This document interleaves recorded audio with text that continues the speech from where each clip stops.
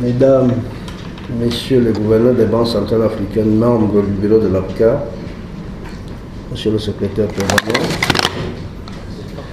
distingués invités en vos rangs et qualités, Mesdames et Messieurs, c'est avec un réel plaisir que je préside ce jour la première réunion ordinaire du bureau de l'Association des banques centrales africaines de l'année 2016. Je saisis naturellement cette occasion pour remercier au nom de mes collègues membres du bureau et à mon nom propre, mon frère et ami le gouverneur Tchemoko Kone, qui a bien voulu que ces assises se tiennent ici au siège de la BCEAO à Dakar, ainsi que pour l'ensemble des facilités qui ont été mises à notre disposition afin d'assurer notre séjour agréable et un franc succès pour nos travaux. Je voudrais remercier également l'ensemble des représentants, des représentantes des banques centrales qui ont participé aux travaux techniques et qui sont ici présents et qui ont bien voulu effectuer le déplacement de Dakar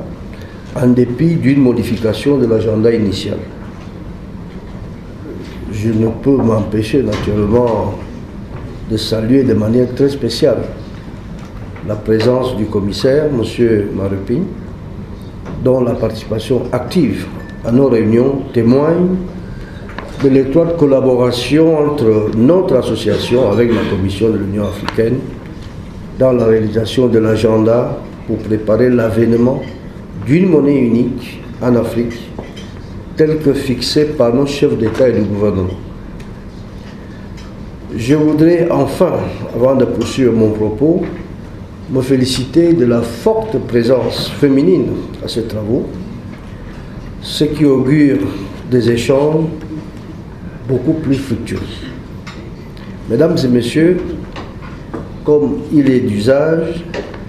la réunion ordinaire du bureau de l'APCA de ce jour passera en revue la mise en œuvre des décisions de la 31e session du Conseil des gouverneurs qui s'est tenue le 14 août 2015 à Malabo, en Guinée équatoriale,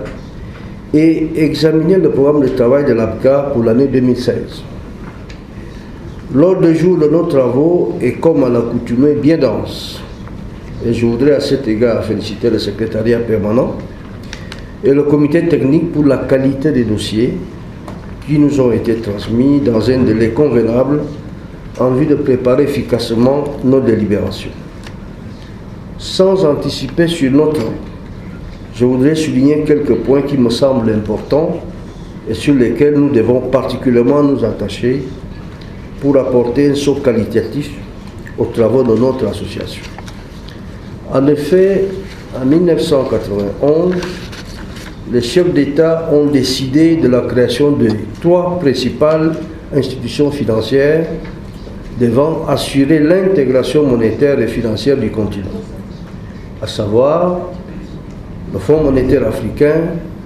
la Banque centrale africaine et la Banque africaine d'investissement. La prochaine réunion du Conseil qui se tiendra à Abuja devrait être une opportunité pour marquer un saut qualitatif de la mise en œuvre du programme de coopération monétaire en Afrique, qui constitue notre cadre de convergence pour construire l'intégration monétaire et financière du continent et préparer l'avènement de la monnaie unique sur notre continent. À Maurice, en 2013, le Conseil des gouverneurs a prolongé la période impartie de la phase 3 du fait des difficultés éprouvées par de nombreux pays à satisfaire des critères prévus à cette étape. Cette situation est certes expliquée par la conjoncture particulièrement difficile que la plupart de nos pays vivent depuis quelques années à cause, entre autres, de la baisse des cours de matières premières, notamment le pétrole, mais aussi de celle de la baisse de la demande mondiale. Mais je crois également que la construction de nos critères qui sont souvent procycliques, et la façon de les calculer, qui n'est souvent pas harmonisée, ajoute à cette difficulté. Nous devons suivre avec beaucoup d'attention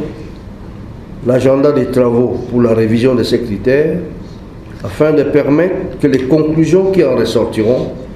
nous soient présentées lors du prochain Conseil de gouverneurs à Abuja. Toujours dans la perspective du renforcement de l'intégration financière et le renforcement de la coopération bancaire à l'échelle sous-régionale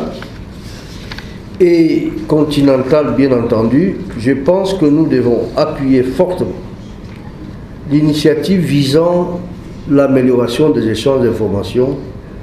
et la collaboration dans le domaine des activités bancaires transfrontalières. Mesdames et messieurs les gouverneurs, monsieur le commissaire, je vous invite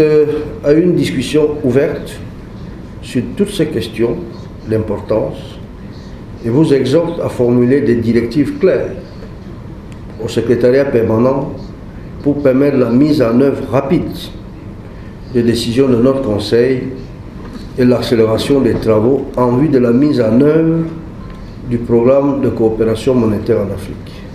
Sur ce, je déclare ouvert les travaux du bureau de l'APCA de ce jour. Je vous remercie.